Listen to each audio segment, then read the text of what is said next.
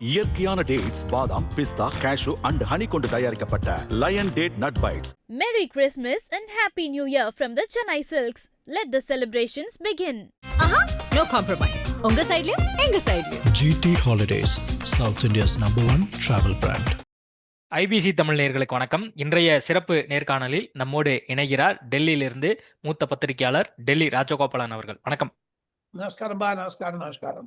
Monday மார்னிங்கே பரபரப்பான நாளாவே தொடங்கியிருக்கு. அதுவும் குறிப்பா பாஜகவிலிருந்து ஒரு முக்கிய அப்டேட் வந்திருக்கு. தமிழ்நாட்டுக்கான அந்த பொறுப்பாளர் நியமிக்கப்பட்டிருக்கிறாங்க. PS கோயல் அவர்களால் வழிநடத்தப்படும் இந்த 2026 சட்டமன்ற தேர்தல் அப்படிங்கிறது நம்ம புரிஞ்சுக்கலாம். உங்களுடைய பார்வை என்ன இதுல? ஐபிசி தமிழ் நேயர்களுக்கும் சங்கர் சர்மாவுக்கும் என்னுடைய நன்றிகளை தெரிவித்துக் கொண்டு, பியூஷ் கோயல், அர்ஜுன் மேகவால், மனோகர் மொஹோல் இந்த 3 அமைச்சர்களை மத்திய பாஜக தலைமை எடப்பாடி பழனிசாமியுடனும் அன்புமணி ராமதாசுடனும் பிரேமலதாவுடனும் GK வாசுடன் மற்ற இத்தியாதி கட்சிகளும் பேசுவதற்காக நியமிக்கப்பட்ட குழு. இந்த குழு நாளை அல்லது மறுநாள் தமிழகத்தினுடைய முக்கியமான பிரச்சனைகள் எல்லாம் பாஜக மூலமாக தேர்ந்தெடுத்து அமித்ஷாவை சந்தித்த பிறகு இந்த வாரம் முதல் நாட்களில் எக்ஸாக்ட்லி 7 days வரப்போறாங்க. 3 பேருமே எடப்பாடி பழனிசாமி பேச போறாங்க. ஏற்கனவே கூட்டணி அமைந்து விட்டாலும் எடப்பாடி பழனிசாமியுடைய எண்ணம் 170 சீட் கண்டெஸ்ட் பண்ணணும்னு ADMK. மீதி இருக்கிற 63 64 சீட்டை இவங்களுக்கு கொடுக்கலாமான்னு பார்த்துட்டு இருக்காங்க. இவங்க பிஜேபி என்ன கேட்கறாங்க, நீங்க 150ல கண்டெஸ்ட் பண்ணுங்க, இதெல்லாம் பேசிட்டு வர்றாங்க. அதை தவிர பணப்பட்டுவாடா எப்படி பண்றது, ஏது பண்றது, யாரு இந்த கட்சி எல்லாம் நிறைய பேக்ரவுண்ட் SIR பத்தி பேசினாங்களே தவிர இப்ப சமீப காலமாக கண்டிப்பாக RSS அமைப்புகளுடைய பல தலைவர்கள் உத்தரப்பிரதேசம், குஜராத், ராஜஸ்தான், டெல்லி, மத்திய பிரதேசம், பீகார் போன்ற இடங்களிலிருந்து தமிழ் தெரிந்தவர்கள் பலர் வர இருக்கிறார்கள் தமிழகத்திற்கு. என்ன காரணம்? பாஜகவை வளர்க்க வேண்டிய காரணம், திமுகவை தோற்கடிக்க வேண்டிய காரணம். வேற தான் காரணம் இருக்கு, அவங்களுக்கு தெரியுமா தானே? காரணம் ஸ்டாலின் எதுக்கு வந்தாரு, பீகாருக்கு எதுக்கு வந்தாரு? அவங்க ராகுல் காந்தி ஓட்டுச்சோரின்னு பேசி வந்தாரு, அங்க வயிற்றுன்னு போயிடுச்சு பாருங்க. அந்த மாதிரி தான் இது. சோ ஆக மொத்தம் வராங்க. இப்போ ஒன்னே கேட்கிறேன், தமிழக தேர்தலுடைய மும்முரம் டெல்லியில் பரபரப்பாகி விட்டது. நைனா நாகேந்திரன் இருக்கார், செல்வ பெருந்தகை இருக்கிறார்கள். செல்வ பெருந்தகைக்கு எதிர்த்து AICC வாசல்ல கோஷம் போட்டாங்க. இன்னைக்கு நான் பார்த்தேன், அந்த கண்ணால பார்த்தேன். ஓ, என்னென்ன எல்லாரும் வாழ்க வாழ்க வாழ்க, பிரவீன் சக்கரவர்த்தி வாழ்க, விஜய் வாழ்க. டெல்லியினுடைய ஜெபி சென்டர் தமிழகத்தினுடைய எலெக்ஷனுக்காக இங்க பண்ண ஆரம்பிச்சுட்டாங்க. நான் ஒரே ஒரு கேள்வி கேட்கிறேன் ஐபிசி தமிழ் நேயர்களிடம். நீங்க இப்ப சொன்னீங்க பியூஷ் கோயல், அர்ஜுன் மேகவால், சீனியர் மினிஸ்டர்ஸ், நரேந்திர மோடிக்கு நெருக்கமானவர்கள். மனோகர் மொஹோல் 40 வயசு கூட இல்ல, மேயரா இருந்தாரு பூனால, மகாராஷ்டிராக்காரர், விஷயம் தெரிஞ்சவர். இவங்க 3 பேர் போட்டிருக்காங்க கமிட்டி எடப்பாடியோட பேசுறதுக்கு. காங்கிரஸ்ல யார போட்டிருக்காங்க, செல்வ பெருந்து தனக்கு தானே லெட்டர் போட்டிருந்தாரு. அவங்க ஒரு குலாம் நபி ஆசாத் போன்ற உயர்மட்ட தலைவர் போனவாடி. இப்ப குலாம் நபி இல்ல காங்கிரஸ்ல, திக்விஜய் சிங், மல்லிகார்ஜுன் கார்கே பேச வரணும். காங்கிரஸ் தலைமை இல்லை, அது தெரியுது, அதுக்கு சொல்ல வரணும். மத்திய காங்கிரஸில் ஒரு முக்கியமான தலைவர் இல்லை. MK ஸ்டாலின் பேசுவதற்கு இது MK ஸ்டாலினுக்கு மாபெரும் மூக்கொடப்பு. எங்க செல்வ பெருந்தகை திமுக ஆளுதானுங்க, அவர் எங்க காங்கிரஸ்காரரு? அவர் திமுக அந்த ஆம்ஸ்டர்டாம் வழக்கு வெளில வரக்கூடாதுங்கிறதுக்காக பண்றான்ட்டு திமுக காரங்களே சொல்றாங்க. சோடங்கர் என்று சொல்லக்கூடிய மரியாதைக்குரியவர், அவர் அரசியல்வாதி. அவருடைய என்னங்க பேச போறாங்க? பேசினீங்கன்னா அட்லீஸ்ட் சித்தராமையா கூட்டு அனுப்புங்க, அசோக் கெஹ்லட் அனுப்புங்க, யாராவது சீனியர் வர வேண்டாமுங்களா? காங்கிரஸ் கிட்ட சீனியர் யாருமே இல்லை, எல்லாரும் போயிட்டாங்க. போன வாட்டி வந்தபோது குலாம் நபி ஆசாத் வந்தாரு, திக்விஜய் சிங் வந்தாரு. இப்ப திக்விஜய் சிங் போக மாட்டேன்ட்டார், 80 வயசு ஆச்சு, என்னால முடியல, எப்படி இருந்தாலும் அவங்க பாத்துப்பாங்க, ஸ்டாலின் கிட்ட கொடுத்துருங்க சார் அப்படிங்கிறாரு அவர். எங்க நான் பேசின போது ஸ்டாலின் கொடுத்துருவாங்க சார், நம்ம என்ன சார் பேசணும், பண்ண வேண்டாம், திமுகவே எல்லாம் பாத்துக்கும்னு நினைக்கிறாங்க. ஏன்னா திமுக காங்கிரஸ் செல்வ பெருந்தகை ரொம்ப கான்பிடென்டா பேசுறாரோ, கான்பிடென்டா பேசுற மாதிரி தெரியல. இல்ல அப்படின்னா ஏன் மாணிக் தாக்கூரும், ஜோதிமணியும், விஷ்ணு பிரசாதும், கார்த்திக் சிதம்பரமும் செல்வ பெருந்தகைக்கு எதிர்த்து பேசுறாங்க? ஏன் செல்வ பெருந்தகைக்கு ஒழிகன்னு ஸ்லோகம் வருது வெளில எல்லாம், சத்தியமூர்த்தி பவன் வாசல்ல, அதெல்லாம் இருக்குது இல்ல. காங்கிரஸ்ல இருந்து சீனியர் யாருமே ஏன் ஸ்டாலின் பார்க்க வரல? ஸ்டாலின் எப்படிங்க இவரை பார்த்தாரு? செல்வ பெருந்தகை அவர் அங்க இப்ப கூட்டணி பேச போறாரு. அதே ராஜேஷ்குமாருக்கு அந்த கமிட்டியில் இருக்கவரு 125 சீட்ல எங்களுக்கு இடம் வேணும்னு கேட்கிறாரு. அங்கெல்லாம் எங்களுக்கு ஸ்ட்ராங்கா இருக்குதுன்னு பொய் எல்லாமே. ராகுல் காந்தியோட அவர் பொய் சொல்றாரு நிறைய. இல்ல இப்ப கிரீஷ் ஜோடங்கர் இதெல்லாம் வந்து கவனிப்பார் தானே, செல்வ பெருந்தகை சொல்வதா கிரீஷ் சோடங்கர் இருக்கட்டும். யாருங்க? ம். கிரீஷ் சோடங்கர் யாருங்க? பியூஷ் கோயலுக்கு ஈக்குவல் ஆவாங்க. அவர் சென்ட்ரல் காங்கிரஸ்ல சீனியர் லீடர் அவரு. எங்க சச்சின் பைலட் அனுப்பல, எங்க நம்ம குலாம் நபி ஆசாத் மாதிரி சீனியர் அனுப்பல. ஒண்ணும் வேண்டாம். அண்டை மாநிலமான டி.கே. சிவகுமார் ஏன் வரல? ரேவந்த் ரெட்டி ஏன் வரல? பக்கத்து மாநிலம் தானே. ஆக மொத்தம் காங்கிரஸ்ல லீடர் இல்ல. மு.க. ஸ்டாலினுக்கு இது ஒரு மூக்குடப்பு. பியூஷ் கோயல் வந்து கடந்த சட்டமன்ற தேர்தலின் போது தமிழ்நாட்டினுடைய பொறுப்பாளராக இருந்தாரு. மோடிக்கு நெருக்கமானவர், அமித்ஷாவுக்கு நெருக்கமானவர் அப்படிங்கிற போதெல்லாம் எடப்பாடி பழனிசாமிக்கு நெருக்கமானவர். ஒரு மிச்சுவலா ரெண்டு பேரும் வந்து ஒரு சொல்யூஷன் வந்துரும் நினைக்கிறேன். காரணம் ஏற்கனவே பேசிட்டாங்களே, சீட் அரேஞ்ச்மெண்ட் அமித்ஷா நட்டா எல்லாம் எடப்பாடி பழனிசாமி தோராயமா அவங்க 170 சொல்லியிருக்காங்க. 160 வந்து நின்றுருவாரு. டிஎம்கே எவ்வளவு கண்டஸ்ட் பண்ணு அதிகமா கண்டஸ்ட் பண்ணு ஏடிஎம்கே திம்பிள் அத. சோ மீதி சீட்டு இவனுக்கு வந்துரும். இப்ப அலைன்ஸ் சம்பந்தமா நீங்க ஆரம்பத்துல சொன்னீங்க சார், பாமக வந்து என்டிஏக்குள்ள வர்றதுக்கு வாய்ப்பு இருக்கு அப்படின்னு சொல்லி. அதெல்லாம் தாண்டி மற்ற கூட்டணி கட்சிகள் வேற யாரும் வருவதற்கு தொடர்பா இப்போ அடுத்து மும்முரம் காட்டப்படுமா பாஜக தரப்புல இருந்து? இப்ப இன்னைக்கு பாருங்க, நம்ம டிடிவி குரலை மாத்திட்டாரு.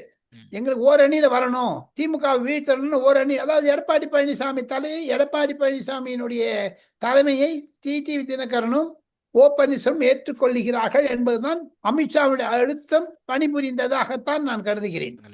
ஓபிஎஸ் வந்து அமித்ஷாவை சந்திச்சுட்டு போயிருந்தாரு. அப்போ வந்து ஏதோ கன்வின்ஸ் பண்ணி தானே வந்து அமித்ஷா அமைச்சிருப்பாரு. இப்போ நைனா நாகேந்திரனும் அமித்ஷாவை சந்திச்சிருக்கிறாரு.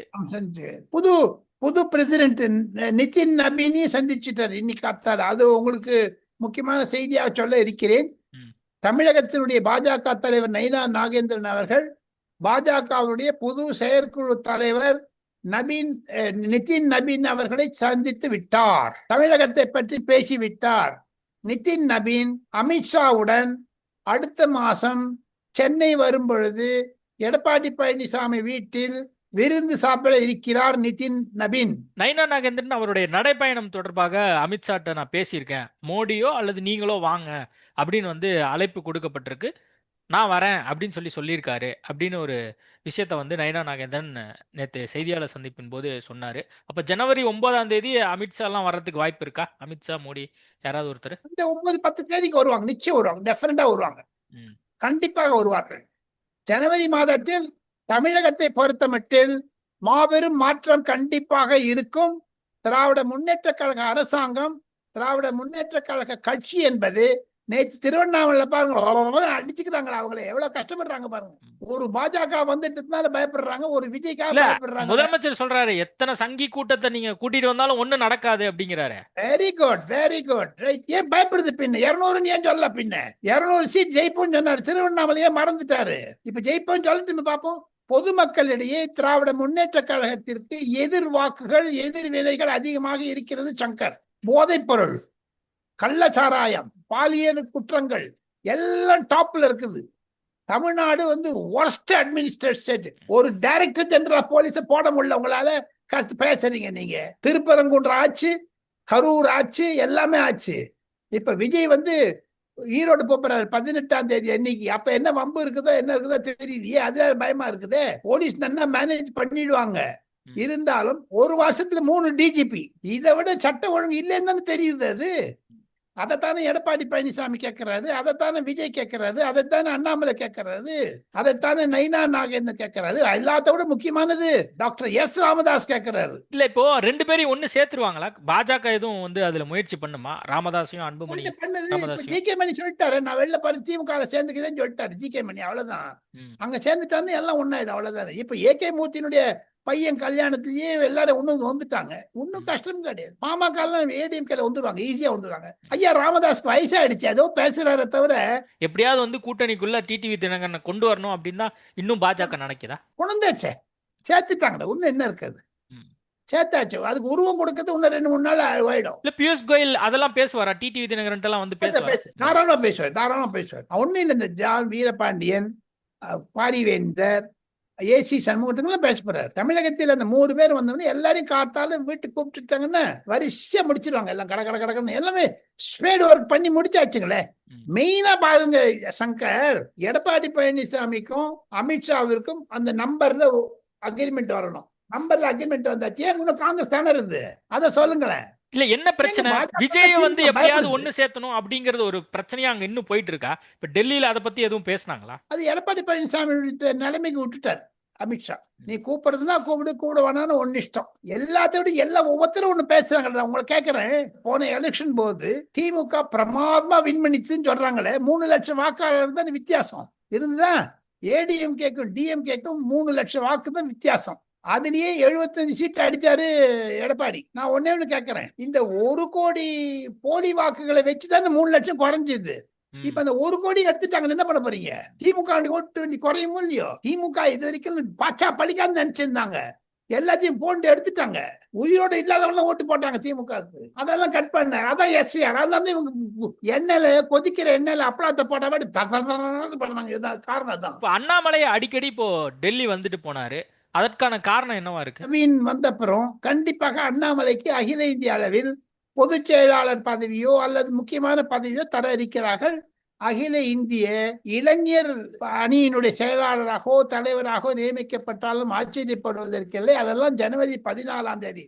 இப்ப இந்த கார்த்திகை மாசம் இருக்கிறதுனால ஒண்ணும் பண்ண மாட்டாங்க இப்ப டெல்லியில. அதனாலதான் அவசர அவசரமா எல்லாம் முடிச்சாங்க. இந்த கார்த்திகை மாசம் இருக்குது, அந்த ஜாதகம் படம் பாஜக பண்ணு. திமுகவே பாக்குறாங்க, இவங்களும் பாப்பாங்கல்ல. அப்ப அண்ணாமலைக்கு பதவி இருக்கா சார்? கண்டிப்பாக இருக்கிறது, கண்டிப்பாக இருக்கிறது. அண்ணாமலை கண்டிப்பாக இருக்கிறது. மத்திய பாஜக பணி கூட்டணியாக நம்ம சர்ப்ரைஸ் எலிமெண்டா ஏதாவது நம்ம எதிர்பார்க்கலாமா? கடந்த முறை இருந்த என்டிஏ கூட்டணி அப்படியே இந்த முறையும் வரப்போகுது அப்படிங்கிற மாதிரி ஏதாவது ஒரு சூழல் உருவாகுமா? ஒரு சர்ப்ரைஸ் எலிமெண்ட் மே மாசம் 2026 வருவதை டிசம்பர் 2025 சொல்லுவது ஐபிசி தமிழர்களிடம். அந்த சர்ப்ரைஸ் என்னன்னு கேட்டீங்கன்னா, திராவிட முன்னேற்ற கழகம் 35 சீட்டு மேல் ஜெயிக்காது. ஏதாவது வேற ஏதாவது சூழல் மாறுமா? திமுக சொல்ற மாதிரி இடி ஐடி எல்லாம் வச்சு மிரட்டி ஏதாவது அமைச்சர்களை சிறைக்கு போடுது, அந்த மாதிரி எதுவும் பாஜக அமித்ஷா அந்த மாதிரி எதுவும் திட்டம் வச்சிருக்காங்களா? அவ்வளவு தூரம் ஏங்க போறீங்க? அந்த டிஜிபி மாத்திரத்துல யாருங்க காரணம்? அந்த நேரு லெட்டர் போனதை பத்தி சிபிஐ என்கொயரி வச்சிருக்காங்க, சிபிசிஐடி என்கொயரி. அதை விட மானக்கேடு வேற ஒண்ணு இல்லைங்க சங்கர். இன்னைக்கு டைம்ஸ் ஆஃப் இந்தியால பெரிய ஸ்டோரி பாருங்க. சிபிசிஐடி என்கொயரி பண்றாங்களா, எப்படி அந்த இடி லெட்டர் லீக் ஆச்சுன்னு. அருண் நேரு உண்மைன்னு வந்துச்சு பாருங்க. அப்போ அருண் நேரு கைதாவது உண்மை இல்ல. அருண் நேரு நிர்மலா சீதாராமனை சந்திச்சாரு, அது என்ன காரணம்? அது கே என் நேருக்காகவா இல்ல அவரு வேற எதுவும் காரணம் வச்சு சந்திச்சாரா, இல்ல அவர் தொகுதி சார்பா ஏதாவது பார்க்க சந்திச்சாரா? கே என் நேரு கைதாவது உண்மை. என்ன சார் சொல்றீங்க? சோசியல் மீடியால எப்படி வந்தது பாருங்க. சோசியல் மீடியால எப்படி காலுக்கு விழற மாதிரிலாம் வந்தது பாருங்க. அதெல்லாம் ஒரு மாறுதல். நீ எத்தனை அருண் நேரு வரட்டும், எத்தனை கே என் நேரு வரட்டும், நரேந்திர மோடியே போய் பார்க்கட்டுமே. மணல் கொள்ளை இதெல்லாம் அந்த கேஸ் எல்லாம் திருப்பி ரிவைவ் ஆச்சுன்னா இன்னும் 3 மாசத்துக்குள்ள எத்தனையோ நடக்க போகுதுங்க பாருங்க. நீங்க சொல்றது ரொம்ப ஆச்சரியமா இருக்கே. என்னன்னுட்டு அந்த அளவுக்கு போயிடுமா என்ன இந்த அரசாங்கம்? போயிடுமா என்னன்னு கேக்குறீங்க? இல்ல கைது பண்றது சொல்றேன். ஊழல் பண்ணலாம், நீ கைது பண்ண கூடாதாப்பா தம்பி? ஒண்ணு இல்லாத விளக்கு ஏத்தக்கூடாதுன்னு நாங்க ஒரு தீபம் ஏத்தக்கூடாதுன்னு கைது பண்றாங்க இவங்க. 144 போடுறாங்க திமுக அரசாங்கம் பயந்து. ஏது ஒரு தீபம் ஏத்தக்கூடாது? ஊரெல்லாம் தீபம் ஏத்தினாங்கன்னு என்ன பண்ணுவீங்க? அயோத்தியா கோவில்ல 5 லட்சம் தீபம் ஏத்தினாங்க. யாரா கேட்டாங்களா? தமிழ்நாட்டிலே அந்த 5 லட்சம் வரும் சொல்லுவாரு பாருங்க. யோகி ஆதித்யநாத் வரப்போறாரு 12, 13 ஜனவரி மாசம். அப்ப வேடிக்கை இருக்கும். திமுக ரொம்ப முன்ன மாதிரி இல்லைங்க. திமுக ரொம்ப கட்டுப்பேர் வந்துருச்சுங்க. அதை தவிர இந்த உதயநிதியை ப்ரமோட் பண்றது அலைஸ் பார்ட்டிக்கே பிடிக்கலையே. எம்டிஎம்கே பிடிக்கல, சிபிஎம்க்கு பிடிக்கல, சிபிஐக்கு பிடிக்கல, காங்கிரஸுக்கு பிடிக்கல, எல்லாருக்கும் பிடிக்கலையே. நீங்க திமுக ராஜா பேசுறாரு, தம்பி வா உதயநிதி தான் சீஃப் மினிஸ்டர், ஸ்டாலின் இல்லையா? அப்போ ஸ்டாலின் ஓய்வு எடுக்க போறாரா? வழிகாட்டுதல் மார்க்கதர்ஷன் போயிட போறாரா? என்ன தெரியலையே. திருவண்ணாமலையுடைய விளக்கம் என்ன? உதயநிதி ஏன் போய் உதயநிதி ஈவிரா பெரியாருக்கு ஸ்டாச்சு கொடுத்துட்டார். ஏவா வேலு பெஸ்ட். இப்ப ஏவா வேலு வந்து கி வீரமணி ஆயிடுவாரு கட்சியில. வருகின்ற தேர்தல் எவ்வளவு ஒரு முக்கியமான தேர்தலா தமிழ்நாடு பொறுத்த வரைக்கும் இருக்க போது நீங்க நினைக்கிறீங்க? டெல்லியில இருந்து மத்திய பாஜகவினுடைய நிலைப்பாடு தமிழகத்தில் கண்டிப்பாக திமுகவை வேருடன் விழுங்கி எறிய வேண்டும் என்பதுதான். அதில் தான் ஆக்டர் விஜயும் எடப்பாடி பழனிசாமியும் நிற்கிறார்கள். என்னை பொறுத்த மட்டும் அலையன்ஸோ ஏடிஎம்கோ டிஎம்கோ எல்லாத்தையும் விட்டுருங்க சங்கர். நான் கேட்கிற கேள்விக்கு பதில் சொல்லிட்டே வாங்க. தமிழ்நாட்டில் மொத்தம் எத்தனை அசம்பிளி சீட்டு? 234. நான் ஓட்டு பர்சன்டேஜ்க்கே போகல. ஒரு தோராயமா ஒரு கணக்கு சொல்றேன். அந்த 234ல 40 சீட்டு நிச்சயம் விஜய் ஜெயிப்பாருங்க. நாம் தமிழர் கட்சி சீமான் 5 சீட்டு எடுத்துருவாங்க. பாட்டாளி மக்கள் கட்சிக்கு 5 சீட்டு நிச்சயங்க. பாஜகவிற்கு குறைந்தது 8 முதல் 10 சீட்டு நிச்சயங்க. எடப்பாடி பழனிசாமிக்கு 80லேருந்து 85 90 முட்டை நிச்சயங்க. திமுகக்கு 35 சீட்டுங்க. காங்கிரஸுக்கு ஒரு 7 இல்ல 6 வந்தா ஜெயிச்சா அதிகங்க. அதை தவிர மதிமுக காணாம போயிடும், விசிக காணாம போயிடும். எல்லா விசிக காரணம் விஜய் ஓட்டு போட போறாங்க. அந்த கடைசியில எண்ணி பாத்தீங்கன்னா ஒரு தொங்கு சபை நோக்கித்தான் தமிழக அரசமை செல்கிறது என்று என்னுடைய கணக்கு, ராஜகோபாலனுடைய கணக்கு. அந்த தொங்கு சபை வந்தால் RN ரவி தான், விஜய் தான், அமித்ஷா தான், 3 பேர் தான் முடிவு எடுப்பார்கள். நேர்காணல் கொடுத்ததுக்கு மிக்க நன்றி. நன்றி, தேங்க்யூ. இயற்கையான டேட்ஸ், பாதாம், பிஸ்தா, கேஷு அண்ட் ஹனி கொண்டு தயாரிக்கப்பட்ட Lion date nut bites. Merry Christmas and Happy New Year from the Chennai Silks. Let the celebrations begin. ஆஹா, no compromise. உங்க சைடுலயும் எங்க சைடுலயும். GT Holidays, South India's #1 travel brand.